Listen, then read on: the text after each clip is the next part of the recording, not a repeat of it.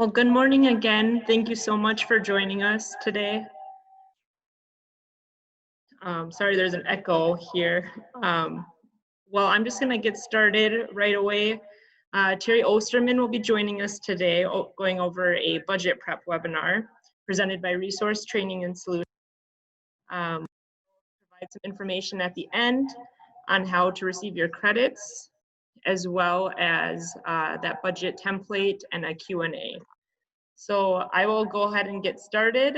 I'm Riva Van Vliet, the Local Government Services Director here at Resource. And I will hand it over to Teri to begin learning with you guys.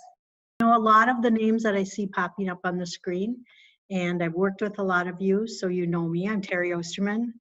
I work for Resource Training and Solutions as a financial services specialist. I spent the previous 10 years with Minnesota Rural Water, so you either know me from there or from here.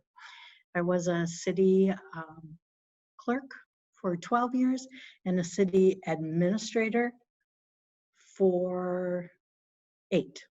So some of you know me from that role and some of you know me from these roles. So I'm going to start flipping through our slides and give you the information that I have on budgets, and then I think you can chat in and send us some chats.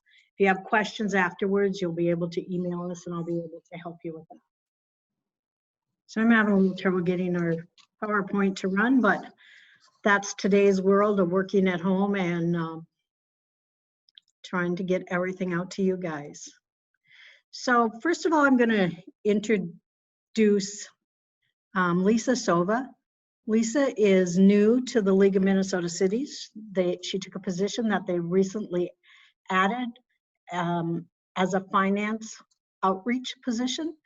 This position will focus on assisting cities with finance-related questions, training and education, and Lisa started that position in June of this year.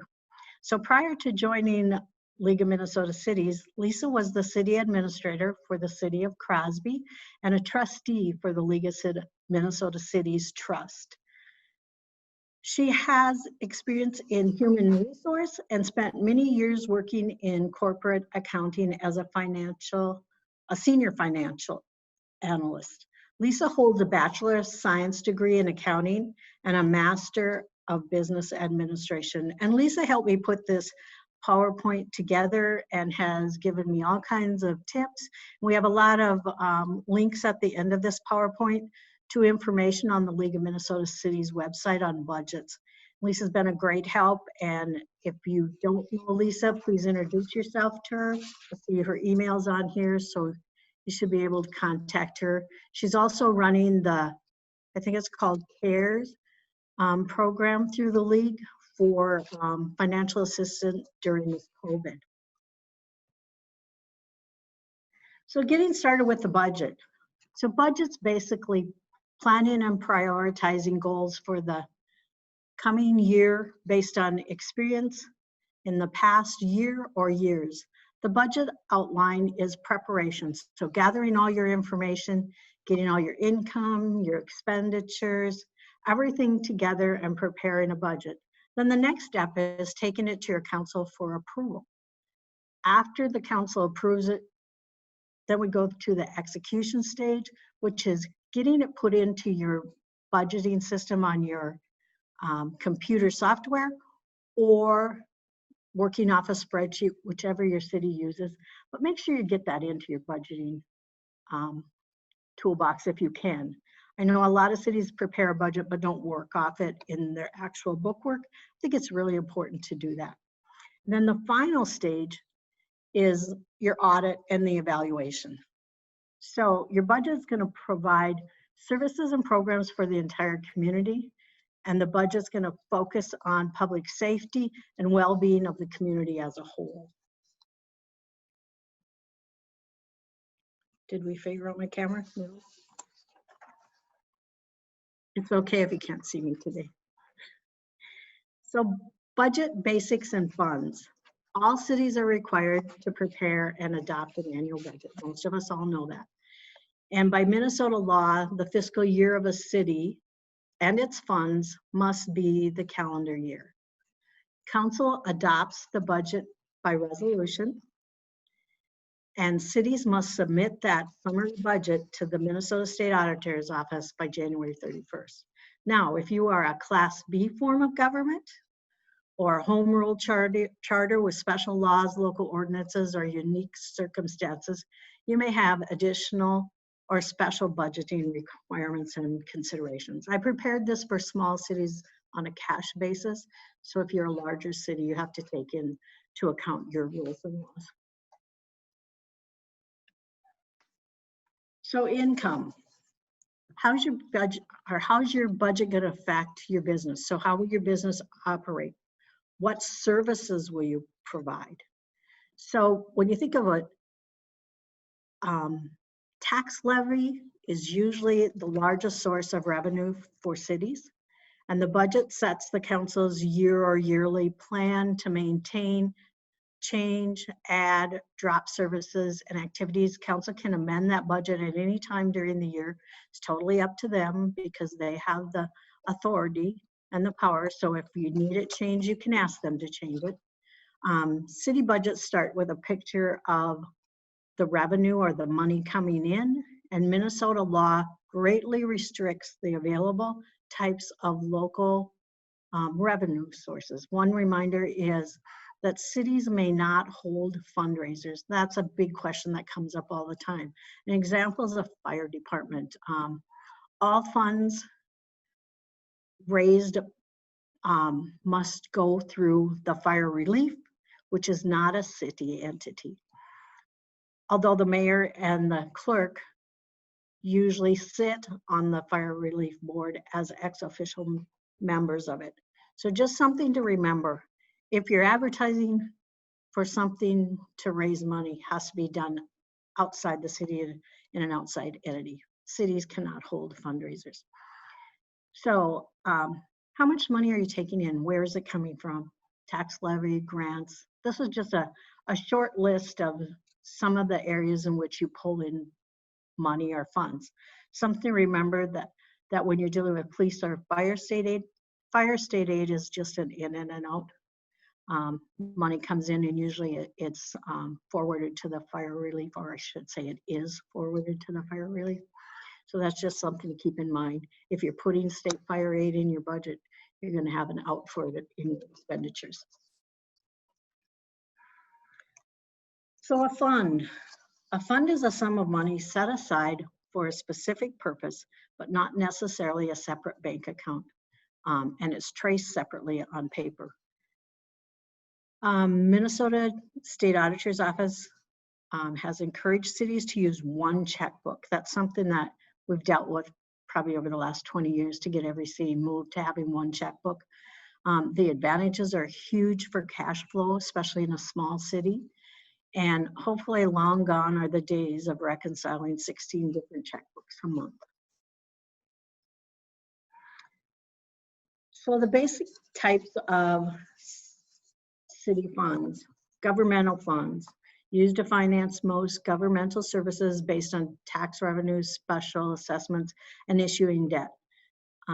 Governmental funds are general fund, debt service funds are bonds, capital project funds.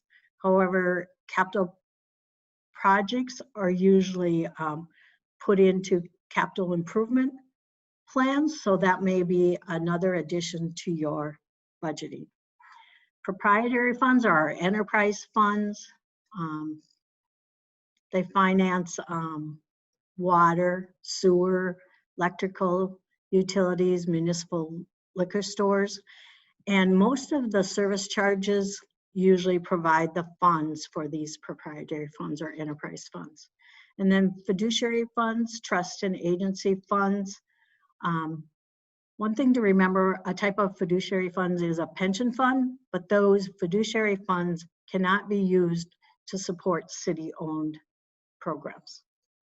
Just some food for thought there. So budget type, surplus budget. That means that your income is higher than your expenditures, and you will have money left over at the end of the year. A deficit fund, our budget, is something that the council can also do. Maybe they have monies left over from the year before, so they know they're going to use them. So when they do their budget, they don't put those funds into this year. So it looks like they're running a deficit budget. And then a balanced budget, that's what I like to call it, government budget, because it's the most type of, or common type of budgeting that cities do. So determining services. How will your business operate? What's the forecast for the next year or longer? Do you have non-restricted funds? Restricted funds. If they're restricted, of course, you're not going to be able to spend them. And then who's going to input your budget? Who's going to sit down as a group and do this? I'll give you an example of services that the city provides. In the cities that I was in, people would say when winter came, let's just lay off that third street person. And I always say to them, what services are we going to cut first? Remember, you should cut the service first, because with less people, you're not going to be able to provide those services. So if you're going to lay them off and they're going to draw unemployment, most cities are paying unemployment dollar for dollar, which means when somebody draws unemployment, you pay every dollar that they collect. Now, not all cities are like that. Remember that. There's a few cities that pay that percentage into unemployment, but not all cities. So that's something to remember. If you're paying unemployment out, that's costing your budget money, but you're not getting any work done for those monies. So always remember, cut the services, narrow the services, then cut people. That's just one thing I like to remind you of. And so when you're talking about forecasts, what's going to happen next year, and who's going to input this budget? Is it the clerk, the administrator, the finance personnel, department heads, committee members? Some cities have residents on their budget committees. My suggestion as to residents would be to do a survey of all your residents so they all get input as to the wants and needs of your city. I think it's a much easier way to do it. Put it on your city website so that your residents do get input. But I think it's really hard to pick who would sit on your budget committee, and whoever you pick, somebody's going to be opposed to it. So just some food for thought there. So public budget, line item budget. I put the Office of the State Auditor's chart of accounts on there. Hopefully everybody's using the chart of accounts. You don't have to, but hopefully you're all using them to keep everything uniform. Now, how many accounts should you have on the line item budget? That's totally up to your city. However, less is more in this area. I go in and help some cities that have in each department 100 different line item budgets, and some cities that maybe have 10. It's totally up to your city. I always say less is more. I think it's easier to do a budget with less line items, and not all of that stuff. I mean, a postage stamp can be a office supply. It does not have to be a separate line item. Program budgets, those are set around a program, not a line item expenditure list. So let's say for a program, we have a summer rec program, and we're just going to give them $5,000 or $10,000, but we're not going to determine how they spend it within that budget. A performance budget, service and goals have objectives, then they measure the outcome related to the expenditures, and then a zero-based budget. Most cities are doing a zero-based budget, and that means that every year they start over on a brand new budget, and everything that's left over in their budget goes into savings or retained earnings. And then always remember that that budget is a tool to communicate the value of your city, because cities do have a huge value. So Office of the State Auditor, chart of accounts. And this is how the chart of accounts looks for most cities. The fund has a number such as 100 for your general fund, and then you have account numbers within that. Fund equity has a fund number, and then the account numbers start with a 2. Revenues have the fund number, and then the account number starts with 3. And expenditures have the fund number again, and then the account starts with 4s. And because these are expenditures, they actually have an object code, such as the general fund. Clerk's office could be 100-41425, and then the object code 101, which would be wages and salaries. Sometimes those numbers stick in your head forever. So the primary objective of a uniform chart of accounts is to facilitate the preparation of uniform annual financial statements. That is, statements that may be reliably different to those of other cities and towns. And although a uniform chart of accounts implies a uniform account numbering system for all cities and towns, it is structure rather than the number that is important. Cities and towns with large investments in a different chart of accounts need not adopt the account numbers. So expenditures, what are you spending? Under your operating costs, you have your salaries, your benefits, your utilities, supplies, fuel. You know, how much are you going to spend? And then how will the business operate? What services are you going to provide? And that will determine what kind of income you need. The state auditor's office recommends, but does not require, that cities keep a minimum of 5 months operating costs on hand and accessible to cover such unanticipated costs that you might incur. Some city councils believe that higher fund balances provide against unforeseen emergencies. Cities often budget and plan separately for capital improvements because the process covers more than 1 year, such as a 5-year capital improvement plan or a 10-year, or sometimes even a 15. Planning for future infrastructure costs is essential. Cities do not always budget for enterprise funds at the same time as general fund monies. And you see that a lot in small cities because they have one person doing all the work and they just do not have time. So they will take care of their general fund budget so that they get their levy amount so they can meet those deadlines for getting that into the county, and then they will stop and take time to do their enterprise funds, such as their water and sewer.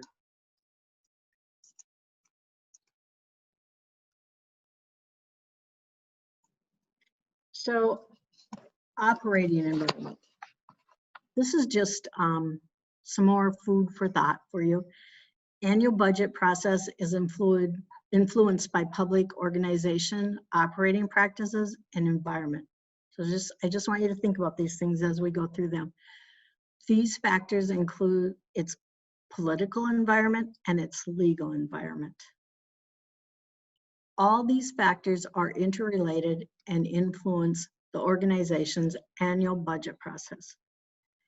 Elected officials and administrators have influence over their internal environment and sometimes have little control over their external environment. And I think if you're a clerk, you know exactly what I'm talking about in that area.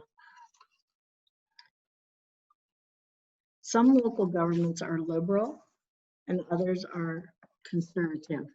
And many represent both political perspectives.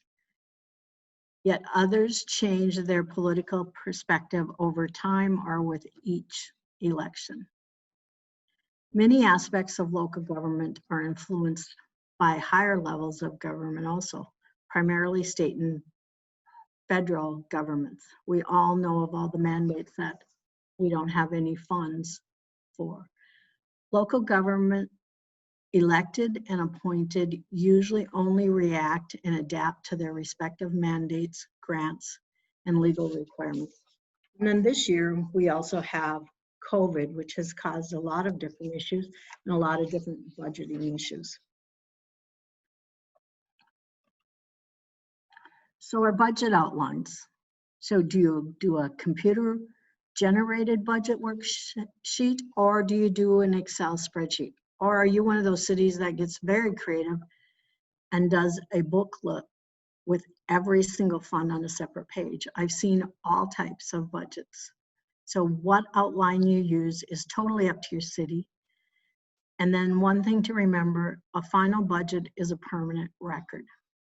So I should be able to come to your city and find budgets going back for years and years and years if I need to. And that's all part of the intention.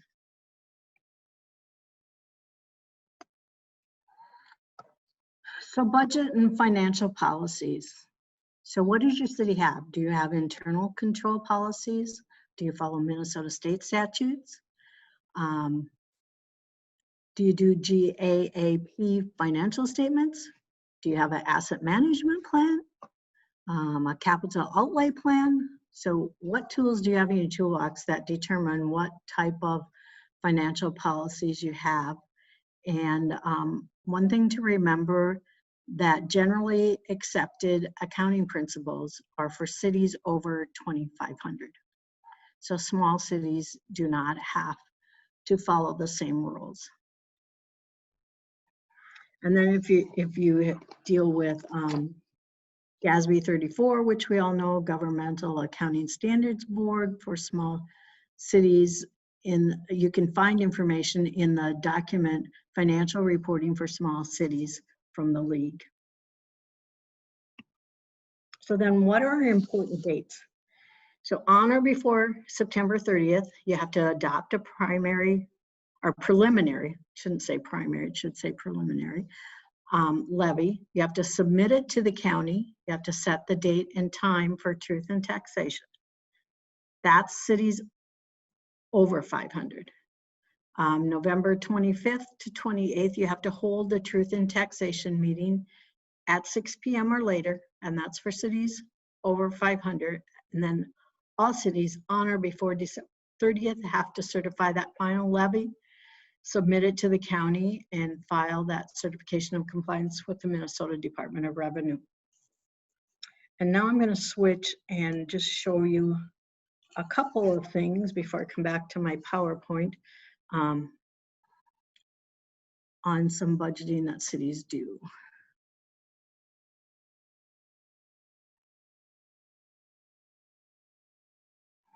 So this is a spreadsheet, just a simple spreadsheet.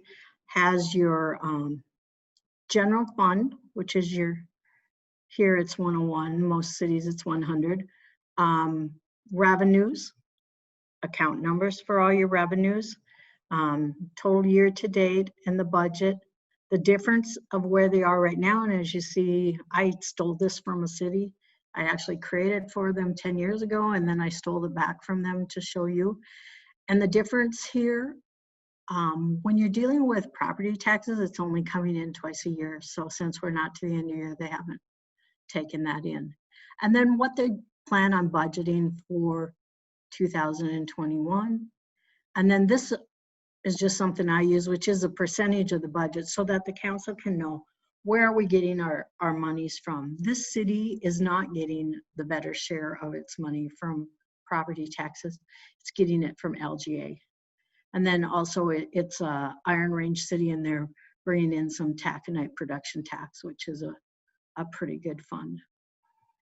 So then if we're moving down, they have all of their fund, their expenditures listed by general government, their council and board. And as you can see, it is filled in for general government, but they haven't done their budgeting for the rest of the year. As they put numbers in here, let's say they're just gonna maybe leave them the same.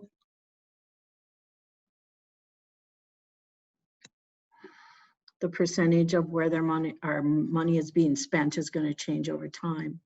If you get to the bottom of this spreadsheet, it's going to tell you, and anybody who wants this spreadsheet, if you don't have a way of doing your budget, we will make this available. You will have to change the numbers to match your accounting numbers, but then it's going to tell you if you have a budget excess or deficit. So it's just a simple spreadsheet all on one page. It's colorful, it's decorated so your council has something to look at. Your people that come to your meetings have something to look at. But it's not in your computer. It's not generated by your computer. It's all done by hand by you.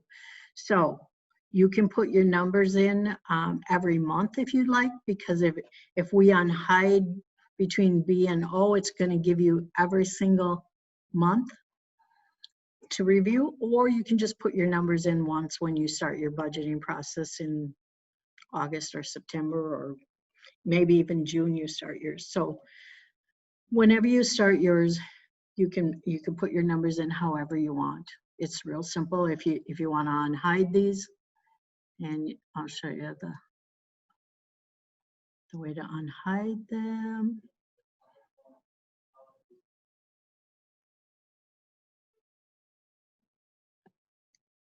As you can see, most of their numbers were put in August,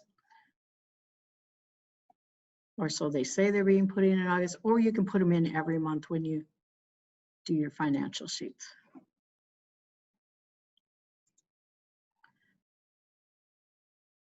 Oops, I think I unhid one too many rows.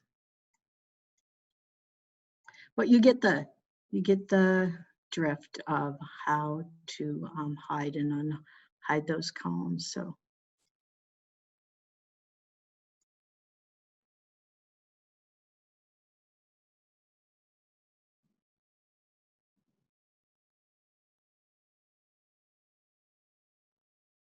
there. So now I'm going to switch again, and I'm going to show you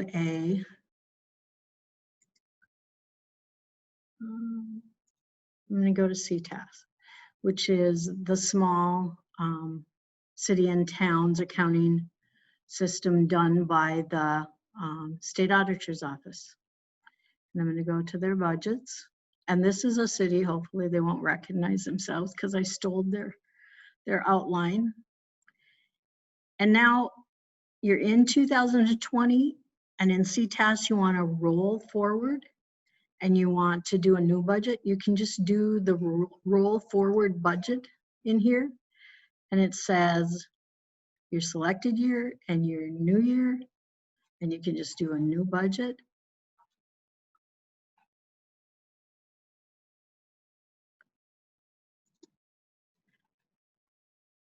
And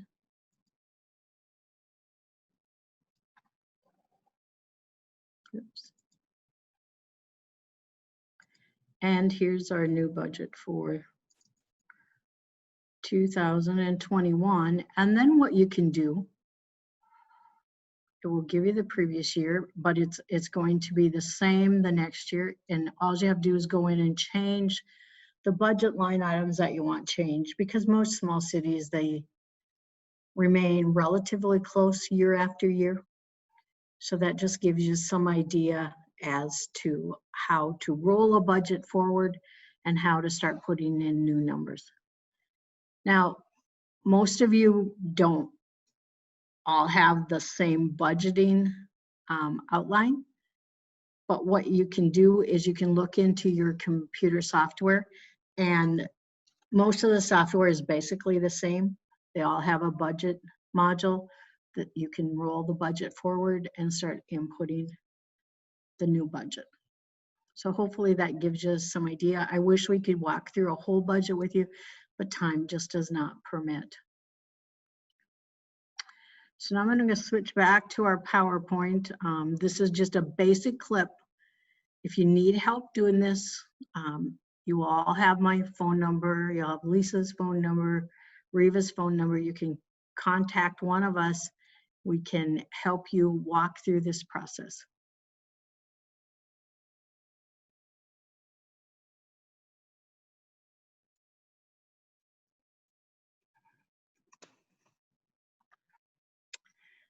So on this PowerPoint, which all of you can obtain, we gave you some budget tools, some links, a link to resource, which is us.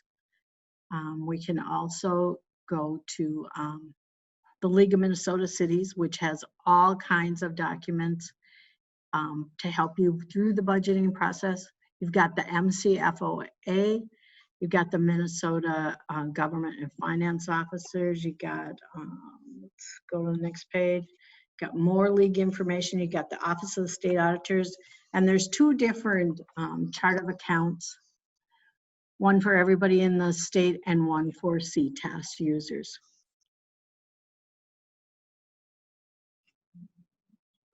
Huh? Two. Oh, sure. Let's do the questions, Reva, if you can. Sure. Tell me what you do at a new expenditure line item. How you copy that. Sure. Got a question here. Somebody wants to know if they're in a spreadsheet, how they add a new line item. So I'm going to go back to my spreadsheet here, if it will come up. There we go. So you want to add a new line item. An expenditure, did it say, Rhea? Yes. Okay. So I'm going to add it down here. Let's see. Okay, so I'll add it down here into council and board.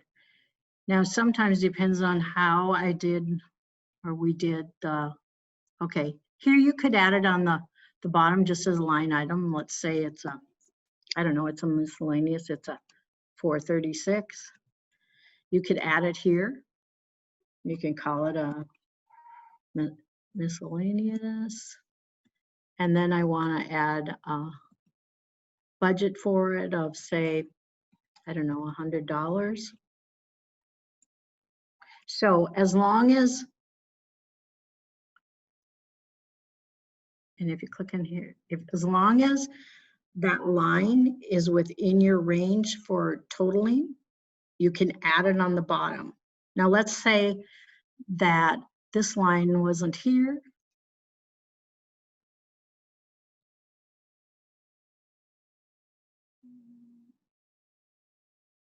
What I'm doing here.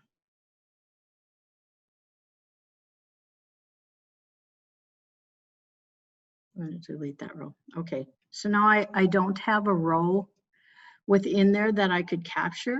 Then I'm going to have to go above or below something. So if I click on here and I go over to format,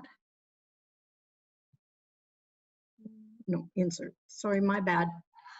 And I want to insert a sheet row and I click on, now it's going to add it above where I was. And when I come over here, my range is going to stay the same, so it will be added in there, and I could add it here. And do the same thing. So hopefully that answers your question as to how you would add a line item into the spreadsheet. Now, if you just try to add, let's see if I have another one. Let's say you try to add here and it's not part of this equation. It is here, but let's say this went to 149. Then it would mess up your formulas for your totals. So that's why you kind of want to go in between here and not mess up your totals if you're not really totally an expert on spreadsheets, I guess I would say. So hopefully that answers that question. And then we had one other question. Okay. I've never seen CTAS before. Is that something I should see? Okay, so if you haven't ever seen CTAS before, I'd say if you're a small city, definitely use CTAS. I see people use, I think I've come in contact with 9 or 10 different software programs right now. Larger cities have Banyan or Encode, some have Fund Balance, some use Cassell. There's so many different software programs. I've had cities using Peachtree and QuickBooks. If you're a small city, I don't think my power's working, Reva. It says I'm running low on power and I'm plugged in. Uh-oh. Oh, we'll go till we die. If you're a small city, I'd say yes to using CTAS, and I'll show you why.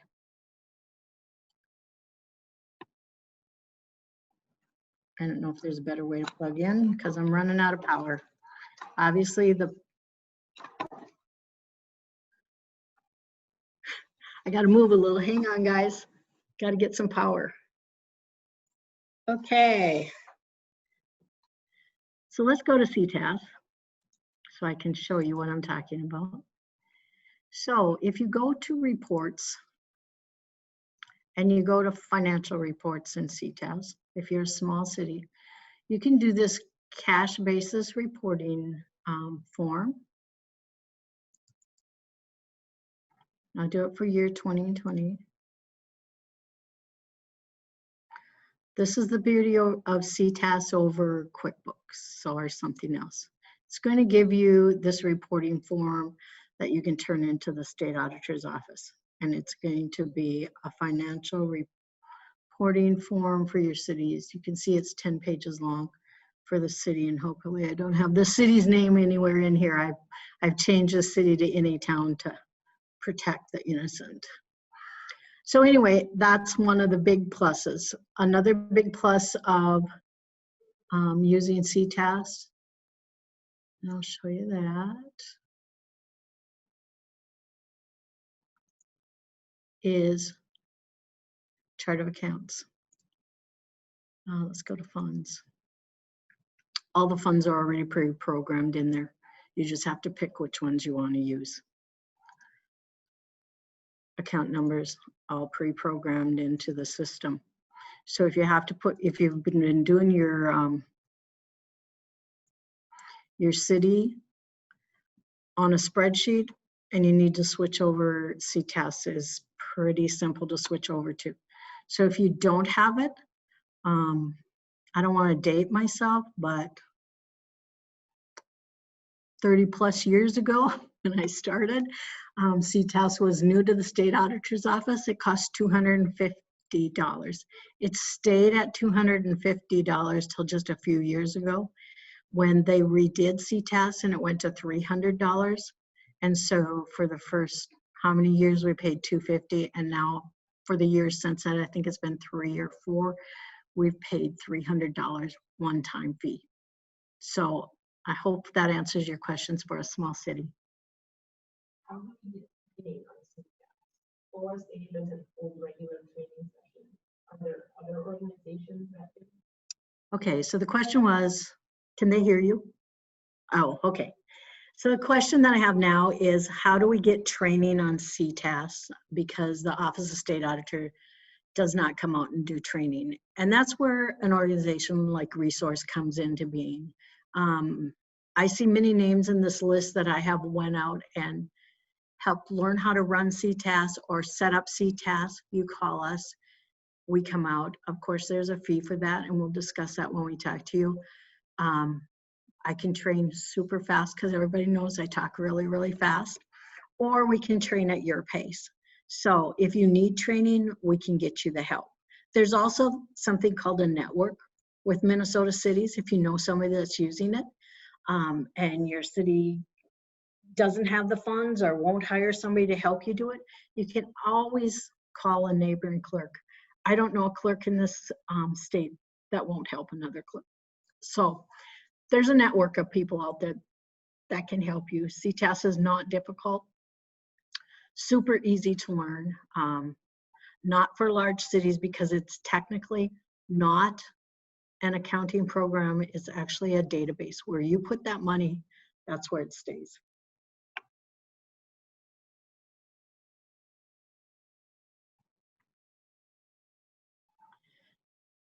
Okay, so do we have any other questions that we need to answer? Not right now. So, oh, we got one more, hang on. For fund accounting, payroll, and utility billing. Does CTAS offer anything similar? If you use Banyan, Banyan is an accounting program. CTAS does not offer utility billing. So you always have to use a different utility billing program.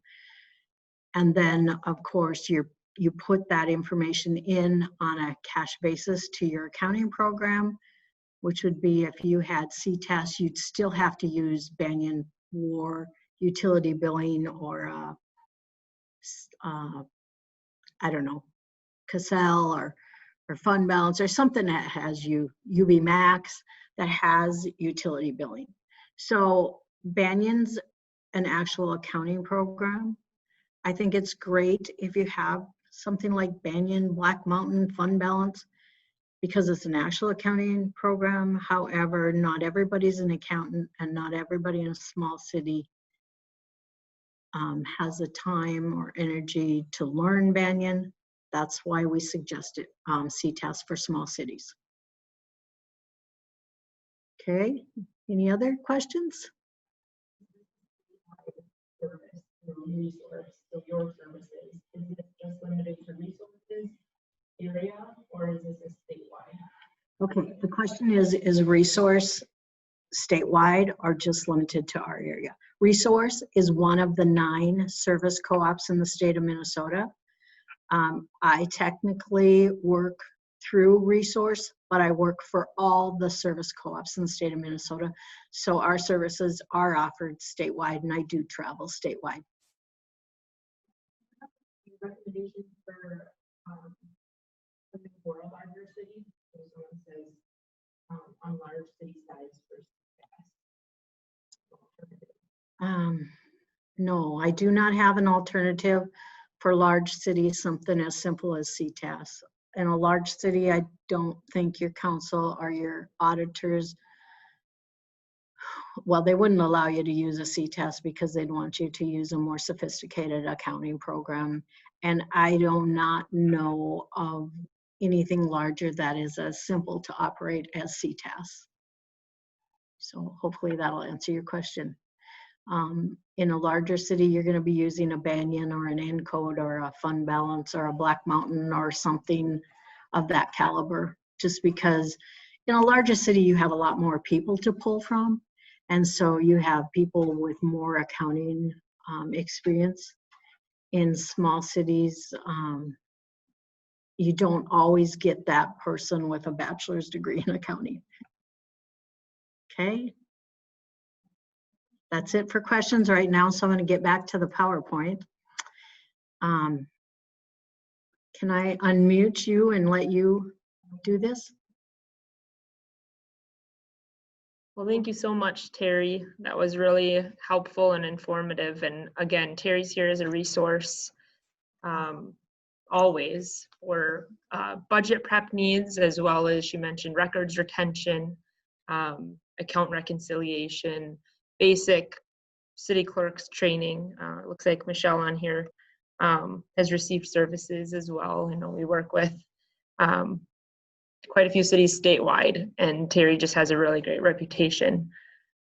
So a few of you had requested a copy of this budget template.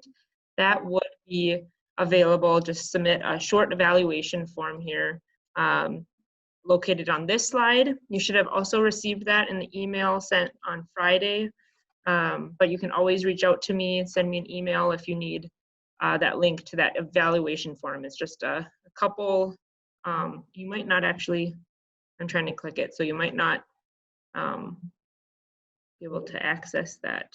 But I will, that should be in that email sent on Friday, and if you need that again, I can resend that out to you. Then also, this is a CMC education credit opportunity. So that those links are also in the email sent on Friday, and the directions to receive those credits are included as well. And if you have any other questions and would like to learn a little bit more about Teri or city clerk training, just reach out to me.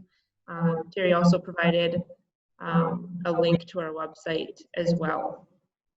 Thank you so much for joining. And I think if Teri's ready to sign off, we just thank you today, and we hope you guys have a great week. Okay, so I just want to say goodbye. I'm sorry you couldn't see me, but it didn't really bother me. So most of you know what I look like. If you need help, call. Just a quick tip, I'm going on vacation, but if you need me, I'll have my cell with. If I can't get to you right away, please leave me a message. My phone number is 218-849-8689. So call me if you have questions.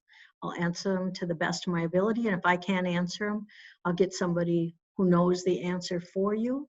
I want to thank Riva for helping put this together, and Lisa for all of her help. She's a gem. We're going to love having her at the League of Minnesota Cities.